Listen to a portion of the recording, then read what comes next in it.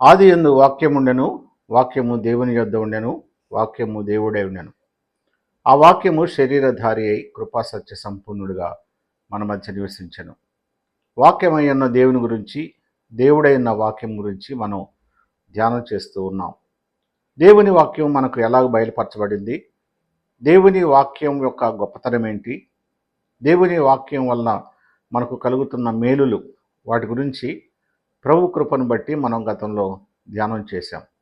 ఈ సమయంలో ప్రభు యొక్క కృపను బట్టి దేవుని వాక్యం విషయంలో మన యొక్క స్పందన, మన యాటిట్యూడ్ ఎలా ఉంది, మన యొక్క దృక్పథం ఎలాగ ఉన్నది, ఎలాగ ఉండాలి అనే విషయాల గురించి మనం ధ్యానం చేద్దాం.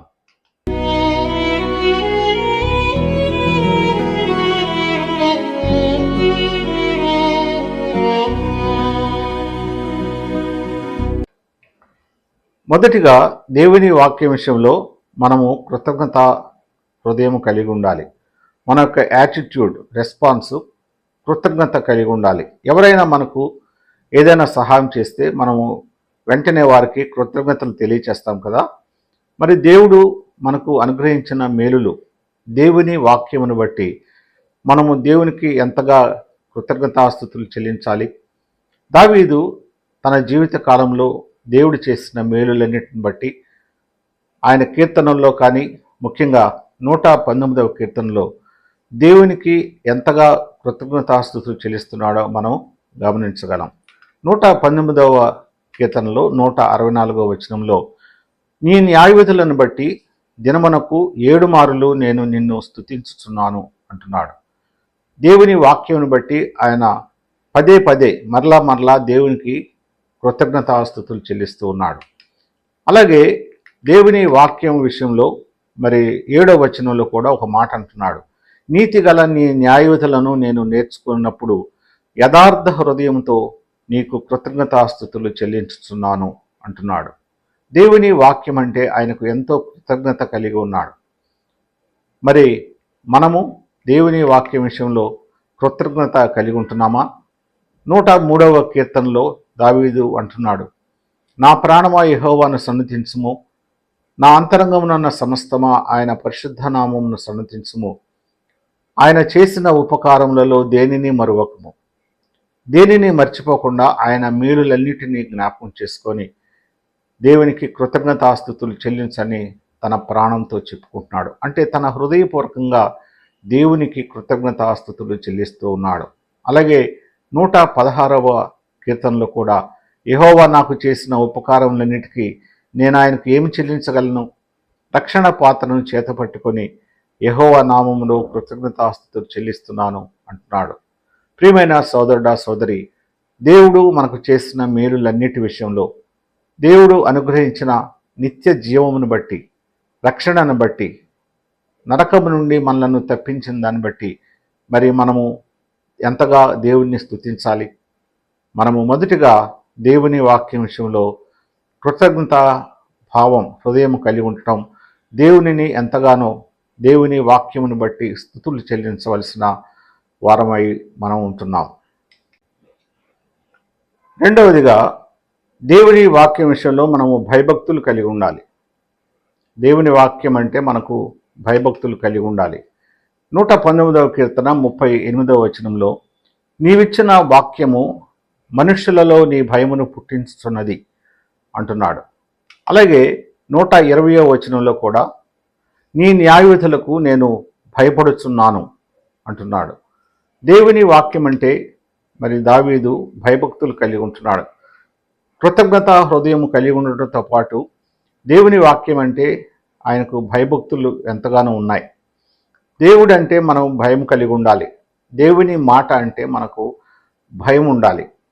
ఇశ్రాయేల్ ప్రజలను ఐగుప్తు నుండి దేవుడు కనానుకి నడిపించే ఆ సందర్భంలో అరణ్యంలో మోషే ద్వారా దేవుడు ఇశ్రాయేల్ ప్రజలతో ఏం మాట్లాడుతున్నాడంటే, మీరు బ్రతుకు దినములన్నిటిలో కూడా మీరు నాకు భయపడాలి, నాకు భయపడటం నేర్చుకోవాలి, మీ పిల్లలకు కూడా దేవుని ఎడల భయభక్తులు కలిగి ఉండటం అనేది నేర్పించాలి అని చెబుతున్నాడు.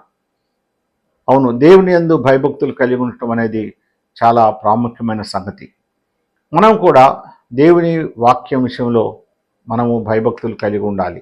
మోషే కూడా దేవుని సన్నిధిలో ఆ కొండ మీద గడిపే ఆ సమయంలో ఆయన హెబ్రీ పత్రికలో ఒక మాట చెప్తున్నాడు. మరియు ఆ దర్శనం ఎంతో భయంకరముగా ఉన్నందున నేను మిక్కిలి భయపడి వణుకుచున్నాను అని మోషే అంటున్నాడు. ఆ దర్శనం చూసి, దేవుని సన్నిధిని చూచి ఆయన ఎంతగానో భయపడుతున్నాడు. ఆ భయంతో ఆయన మనల్ని కూడా ఏమని హెచ్చరిస్తున్నాడంటే 28వ వచనంలో, మనము నిశ్చలమైన రాజ్యమును పొంది దైవ కృప కలిగి ఉందము. ఆ కృప కలిగి వినయ భయభక్తులతో దేవునికి ప్రీతికరమైన సేవ చేయదము. ఎలా అనగా మన దేవుడు దహించు అగ్ని అయి ఉన్నాడు. మన దేవుడు దహించు అగ్ని అయి ఉన్నాడు. ఆయన దర్శనం ఎంతో మిక్కిలి భయంకరంగా ఉన్నది. కాబట్టి ఆయన శక్తిని బట్టి, ఆయన గొప్పతనాన్ని బట్టి, ఆయన ప్రేమను బట్టి, ఆయన వాత్సల్యతను బట్టి, ఆయన దయ, ఆయన మంచితనాన్ని బట్టి మనము ఆయనకు భయపడవలసిన వారంగా ఉంటున్నాం. దేవుని యందు మనము భయభక్తులు కలిగి ఉందాం. ప్రియమైన సోదరుడా, సోదరి, మరి దేవుని వాక్యం అంటే మనకు భయం ఉందా? దేవుని యందు భయభక్తులు కలిగి ఉంటున్నామా? మన ప్రవర్తనలో దేవుని భయము ఉన్నదా? పరిశీలన చేసుకుందాం. మన ఆలోచనలో దేవుని భయం ఉన్నదా? పరిశీలన చేసుకుందాం. మన మాటల్లో, మన చూపుల్లో, మనం చేసే ప్రతి పనిలో దేవుని యందు భయభక్తులు, దేవుని వాక్యము మన హృదయంలో ఉంది అంటే దేవుడు మనలో ఉన్నాడు. మనలో ఉన్న, మన దగ్గర ఉన్న దేవుని విషయంలో, దేవుని వాక్యం విషయంలో మనము భయభక్తులు కలిగి ఉంటున్నామా లేదా పరిశీలన చేసుకుందాం. చాలాసార్లు మనం పైకి భక్తి గల వారిలాగా కనపడుతూ దాని శక్తిని ఆశ్రయించిన వారంగా ఉంటున్నామని తిమోతి పత్రికలో పౌలు చెబుతూ ఉన్నాడు. కాబట్టి దేవుని వాక్యం విషయంలో మనము భయభక్తులు కలిగి ఉండవలసిన వారంగా ఉంటున్నాం. మూడవదిగా, దేవుని వాక్యం అంటే మనకి ఆశ, నిరీక్షణ కలిగి ఉండాలి. నేను నీ వాక్యం మీద ఆశ పెట్టుకుని ఉన్నాను అని 119వ కీర్తన 81వ వచనంలో దావీదు చెప్తూ ఉన్నాడు. దేవుని వాక్యం మీద ఆశ పెట్టుకోవటం అంటే ఇక్కడ దేవుని వాక్యం మీద మనం నిరీక్షణ కలిగి ఉండాలి.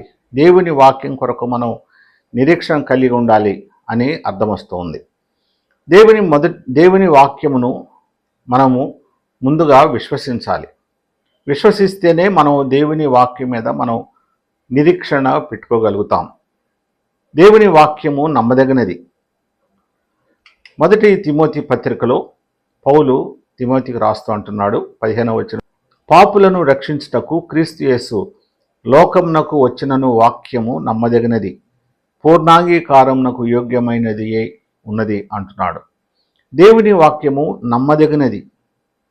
పాపులను రక్షించడానికి యేసు ప్రభు ఈ లోకానికి వచ్చాడు అనే మాట నమ్మదగినది. దేవుని నోట నుండి వచ్చు ప్రతి మాట కూడా నమ్మదగినది. అది పూర్తిగా విశ్వసింపదగినది. ఎందుకంటే ఆయన విశ్వాస్యత కలిగిన దేవుడు. ఆయన యందు మనము విశ్వాసం ఉంచటం ద్వారా మనము ఆయన ఎడల నిరీక్షణ కలిగి ఉండగలుగుతాం. అసలు మన రక్షణలోనే నిరీక్షణ ఉన్నది. రోమా పత్రికలో మనం చూస్తాం కదా, నిరీక్షణ కలిగిన వారమై మనము రక్షింపబడితిమి. కాబట్టి దేవుని వాక్యం అంటే మనకు నిరీక్షణ ఉండాలి. ఆ వాక్యం కొరకు మనం కనిపెట్టుకోవాలి. దేవుని వాక్యం కొరకు మనం ఎప్పుడు నిరీక్షణ కలిగి ఉండవలసిన వారం ఉంటున్నాం. అలాగూ దేవుని వాక్యం విషయంలో నిరీక్షణ కలిగి ఉంటున్నామా లేదా ఒకసారి పరిశీలన చేసుకుందాం. తర్వాత 4వదిగా, దేవుని వాక్యం అంటే మనకు సంతోషం ఉండాలి, ఆనందం. నీ శాసనములు నాకు హృదయానందకరములు అని దావీదు అంటున్నాడు. దేవుని వాక్యం అంటే మనకు సంతోషం. దేవుని యందు మనం సంతోషించాలి. ఫిలిప్పీ పత్రికలో పౌలు అంటున్నాడు కదా, ఎల్లప్పుడూ ప్రభువునందు ఆనందించుడి. దేవుని వాక్యమందు మనం ఎల్లప్పుడూ సంతోషించాలి. మొదటి కీర్తనలో కూడా మనకు బాగా తెలిసిన మాటలే ఇవి. దుష్టుల ఆలోచన చొప్పున నడవక, పాపుల మార్గమున నిలువక, అపహాసకులు కూర్చుండు చోటను కూడా కూర్చుండక. ఈ మాట గమనిద్దాం. యెహోవా ధర్మశాస్త్రం నందు ఆనందించుచు దివారాత్రములు దానిని ధ్యానించువాడు ధన్యుడు. దేవుని వాక్యమందు మనము ఎప్పుడూ ధ్యానం చేస్తూ దాని యందు సంతోషించడం అనేది చాలా ముఖ్యమైన సంగతి. దేవుని వాక్యమందు మనం సంతోషించాలి. దాని యందు మనం సంతోషించాలంటే మనం ఎప్పుడూ ఆ వాక్యాన్ని ధ్యానం చేస్తూ ఉండాలి. అందుకనే పౌలు అంటున్నాడు, క్రీస్తు వాక్యము మీలో సమృద్ధిగా నిలవనీయుడి. దేవుని వాక్యముతో మనం ఎంతగా హృదయాన్ని నింపుకుంటే దేవుని వాక్యం విషయంలో మనం అంతగా సంతోషించగలుగుతాం. మనం ఎల్లప్పుడూ దేవుని వాక్యం అందే సంతోషించాలి. కొన్నిసార్లు మనము లోక సంబంధమైన వాటి యందు సంతోషిస్తూ ఉంటాం. ఇశ్రాయేల్ ప్రజలు ఐగుప్తు నుండి కనాను వెళ్ళే ప్రయాణంలో మరి మోషే కొండ మీదకి వెళ్ళినప్పుడు వారు ఒక దూడను చేసుకున్నారు అహరోనుతో. దాని చుట్టూ తిరిగి అదే దేవుడని మరి దాని అందే సంతోషిస్తున్నట్లుగా తినుటకు త్రాగుటకు కూర్చుండి ఆడుటకు లేచిరి అనే మాట అక్కడ చూస్తున్నాం. అంటే వారు తమ చేతులు చేసిన వాటి యందు ఉల్లసించిరి అనే మాట అపోస్తలుల కార్యంలో చూస్తాం. దేవుని వాక్యమందు మనం సంతోషించాలి. మనుషులు చేసిన వాటి యందు కాకుండా దేవుని వాక్యమందే మనము సంతోషించవలసిన వారంగా ఉంటున్నాం. మనం దేని యందు సంతోషిస్తున్నాం? మనుషులు చేసిన వాటి యందు ఉల్లసిస్తున్నామా? ఈ లోకంలో అనేక రకాలైన విషయాలు ఉన్నాయి. మనుషులు కల్పించినవి, వాటి యందు మనం సంతోషిస్తున్నామా, లేకపోతే దేవుని వాక్యమందు సంతోషిస్తున్నామా? పరిశీలన చేసుకుందాం. దేవుని వాక్యమందు మనము సంతోషిద్దాం. చివరిగా ఐదవదిగా దేవుని వాక్యం విషయంలో మన యొక్క స్పందన ఎలా ఉండాలి అంటే మనము వాక్యం విషయంలో అధికమైన ఆసక్తి, అధికమైన వాంఛ కలిగి ఉండవలసిన వారుగా ఉంటున్నాం. 119వ అధ్యాయంలో 139వ వచనంలో ఈ మాటలు మనం గమనిస్తాం. చూడండి, నా విరోధులు నీ వాక్యములు మర్చిపోదురు, కావున నా ఆసక్తి నన్ను భక్షించుచున్నది. భక్తిహీనులు దేవుని వాక్యాన్ని మర్చిపోతూ ఉన్నారు, కానీ నేనైతే దేవుని వాక్యమందు ఆసక్తి కలిగి ఉంటున్నాను. ఆ ఆసక్తి నన్ను భక్షించుచున్నది అని దావీదు అంటున్నాడు. అలాగే 131వ వచనంలో నీ ఆజ్ఞల యందైన అధిక వాంఛ చేత నేను నోరు తెరచి ఒగర్చుచున్నాను అంటున్నాడు. దేవుని వాక్యం అంటే అధికమైన ఆసక్తి, దేవుని వాక్యం అంటే అధికమైన వాంఛ దావీదు భక్తుడు కలిగి ఉంటున్నాడు. మనం కూడా దేవుని వాక్యం విషయంలో ఆసక్తి, అధికమైన వాంఛ అంటే ఇంటెన్స్ డిజైర్, అధికమైన కోరిక, స్ట్రాంగ్ డిజైర్, ఇది దావీదు భక్తుడు కలిగి ఉంటున్నాడు. మరి మనం ఎలాగ ఉంటున్నాం పరిశీలన చేసుకుందాం.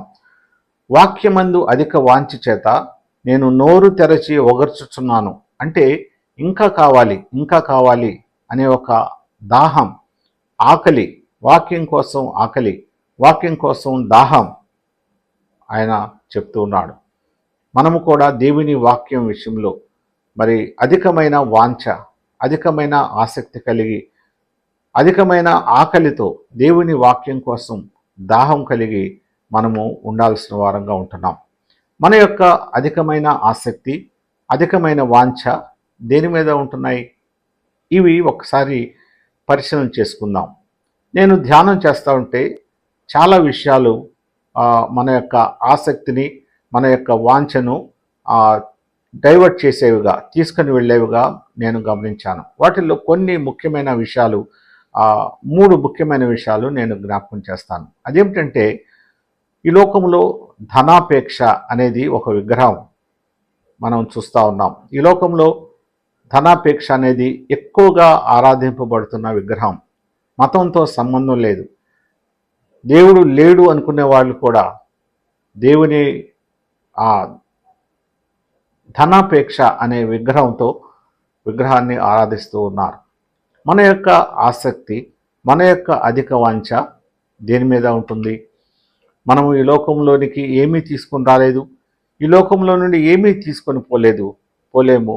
కాబట్టి మనం అన్నవస్త్రములు కలిగిన వారమై తృప్తి పొంది ఉందామని తిమోతి పత్రిక 1 పత్రికలో పౌలు చెప్తూ ఉన్నాడు.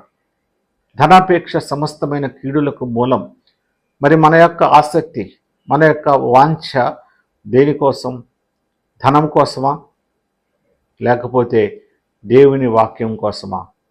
పరిశీలన చేసుకుందాం. దేవుని వాక్యమందు మనం అధికమైన వాంఛ కలిగి ఉందాం. తర్వాత కొంతమంది ధనము కంటే కూడా అధికారం కొరకు అధికమైన ఆసక్తి, వాంఛ కలిగి ఉంటున్నారు. లోకంలో ఇది సహజంగానే ఉంటుంది. కానీ మరి విశ్వాసుల్లో సైతం, సంఘాల్లో సైతం ఈ అధికారం కోసం అధికమైన వాంఛ, కాంక్ష కలిగి ఉండటం అనేది చాలా ప్రమాదకరమైనది. ఈ దినాల్లో సంఘాల్లో నాకు పెద్ద పదవి కావాలి, లేకపోతే నాకు ఏదన్నా పోస్ట్ కావాలి, నేను ట్రెజరర్గా ఉండాలి, డబ్బులు నా దగ్గరే ఉండాలి, అధికారం, మనుషుల మీద అధికారం చేయాలనే ఆశ, వాంఛ, అది దేవుని చిత్తానికి విరోధమైనది. ఈ లోకంలో అది సహజంగా ఉంటుంది. కానీ మరి మనం దేవుని వాక్యం విషయంలో అధికమైన వాంఛ కలిగి ఉండవలసిన వారం ఉంటున్నాం. అధికారం కొరకు కాదు. దేవుడే, యేసుక్రీస్తు ప్రభువే తన అధికారం అంతటినీ వదిలిపెట్టి మన కోసం వచ్చాడు. కాబట్టి మనం దేవుని ఎడల, మనము దేవుని వాక్యం విషయంలో మనము అధికమైన వాంఛ కలిగి ఉండవలసిన వారం ఉంటున్నాం. తర్వాత మూడవదిగా కీర్తికాంక్ష, గొప్పతనం, పేరు కావాలి. ఆ బాబేలు గోపురం కట్టేటప్పుడు మనము పేరు సంపాదించుకుందాం రండి అనే యొక్క ఆ కోరికతో వారు దేవుని చిత్తానికి విరుద్ధంగా వారు బాబేలు గోపురాన్ని నిర్మించడానికి పూనుకున్నారు. అంటే పేరు సంపాదించటం, అంటే గొప్పతనం, కీర్తికాంక్ష. ఇతరుల కంటే నేనే గొప్ప, ఇతరుల కంటే మేము గొప్ప అనే ఆ యాటిట్యూడ్, ఆ స్పందన, ఆ యొక్క దృక్పథం అనేది మనం చూస్తూ ఉంటాం. అప్పట్లో శిష్యులు మరి మాలో ఎవరు గొప్పవారు అనే ఒక తర్కం, ఆర్గ్యుమెంట్ వాళ్ళలో పుట్టింది. ఆ శిష్యుల్లో మరి ఎవరు గొప్ప అనేది వారికి ఆలోచనలు వచ్చినాయి. ఒకవేళ పేతురు నేను నీళ్ల మీద నడిచాను కాబట్టి నేను గొప్ప అనుకున్నాడేమో. యోహాను నేను యేసు ప్రభు రొమ్మను ఆనుకున్నాను అని నేను గొప్ప అనుకున్నాడేమో. లేకపోతే యోధ డబ్బులు నా దగ్గర ఉన్నాయి కాబట్టి నేను గొప్ప అనుకున్నాడేమో. లేకపోతే మత్తయి నేను ఆ ట్యాక్స్ కలెక్షన్ పెద్ద ఉద్యోగం వదిలిపెట్టి, ధనాన్ని వదిలిపెట్టి నేను వచ్చాను కాబట్టి నేను గొప్ప అనుకుంటున్నారేమో. కీర్తి, అప్పటి శిష్యుల్లో మరి ఎవరు గొప్ప అనే ఆలోచన వచ్చింది. కానీ ఇప్పటి శిష్యులమైన మనలో కూడా ఎవరు గొప్ప అనే ఆలోచన, అనే యొక్క ఆశ, కీర్తి కాంక్ష అనేది మనము చూస్తూ ఉన్నాం. సంఘాల్లో మరి పెద్దలు ఏ పెద్ద గొప్ప, పరిచారకులు ఉంటే నలుగురు, ఆ పరిచారకులు ఏ పరిచారకుడు గొప్ప, సువార్థికుల్లో ఏ సువార్థికుడు గొప్ప, ఇలాంటి ఆ కీర్తి కాంక్ష అనేది మనం చూస్తూ ఉన్నాం. కానీ దేవుని వాక్యంలో మనం గమనిస్తే మనము కీర్తి కాంక్ష కలిగి ఉండటం మంచిది కాదని చూస్తాం. దేవుని వాక్యం విషయంలో మనకు అధికమైన కాంక్ష, వాంఛ కలిగి ఉండాలి, కానీ కీర్తి కోసం కాదు. అసలు బేసిక్ ఫ్యాక్ట్ ఏంటంటే సంఘానికి యేసుక్రీస్తు ప్రభు శిరస్సు, క్రీస్తు ప్రభువుకే అన్ని విషయాల్లో ప్రాముఖ్యత కలగాలి. యేసుక్రీస్తు ప్రభువే గొప్పవాడు, దేవుడే గొప్పవాడు అనే ముఖ్యమైన సూత్రాన్ని మనం మర్చిపోయి మాలో ఎవరు గొప్పవారు, మనలో ఎవరు గొప్పవారు అనే దానికోసం ఆ కీర్తి కాంక్షతో మనము దేవుని చిత్తానికి విరోధంగా ప్రవర్తిస్తూ ఉంటున్నాం. ప్రియమైన సోదరుడా, సోదరి, పరిశీలన చేసుకుందాం. మనలో అధికార వాంఛ, మనలో ధనాపేక్ష, మనలో కీర్తి కాంక్ష ఉంటున్నాయా? దేవుని వాక్యం కంటే మనము వీటి యందు వాంఛ కలిగి ఉంటే అది దేవుని చిత్తానికి విరోధమైనది. దేవుని వాక్యం ఎడల మన యొక్క ఆసక్తి ఎలాగుంది? మన ఆసక్తి దేనిపై ఉంది? మన యొక్క అధికమైన వాంఛ దేనిపై ఉంది? మనము మన యొక్క ఛానల్లో, ఎర్మౌండ్ డ్యూ ఛానల్లో అప్లోడ్ చేసిన ఒక పాట, వెలుగైన దేవుని వాక్యం అనే పాటలో ఒక చరణం మనకి గుర్తుంది కదా. బంగారు కంటెను అపరంజి కంటెను నీ ఆజ్ఞలయందున అధిక వాంఛ. బంగారు కంటెను అపరంజి కంటెను నీ ఆజ్ఞలందున అధిక వాంఛ. బంగారు కంటెను అపరంజి కంటెను నీ ఆజ్ఞలందున అధిక వాంఛ. హల్లెలూయా హల్లెలూయా హల్లెలూయా హల్లెలూయా. నాథుడేసుడు క్రీస్తు రాజుకు హల్లెలూయా. నాథుడేసుడు క్రీస్తు రాజుకు హల్లెలూయా. వేల కొలది వెండి నాణేల కంటే అపరంజి కంటే దేవుని వాక్యమందు మనం అధికమైన వాంఛ కలిగి ఉందాం. పరిశీలన చేసుకుందాం, మన యొక్క వాంఛ దేనిపై ఉంది? బంగారం మీదనా, ధనం మీదనా, అధికారం మీదనా, కీర్తికాంక్ష మీదనా, ఈ సోషల్ మీడియా మీదనా? పరిశీలన చేసుకుందాం. అప్పుడు మనం ఇట్లా పాడుకోవచ్చు, సోషల్ మీడియా కంటే దేవుని వాక్యమందు మనకు అధిక వాంఛ, అధికారం కంటే కీర్తికాంక్ష కంటే దేవుని వాక్యమందు నాకు అధికమైన వాంఛ. పరిశీలన చేసుకుందాం. దేవుని వాక్యం విషయంలో మనం ఎలాగో స్పందిస్తున్నాం? దేవుని వాక్యం అంటే మనం కృతజ్ఞత కలిగి ఉంటున్నామా? దేవుని వాక్యం విషయంలో మనము భయభక్తులు కలిగి ఉంటున్నామా?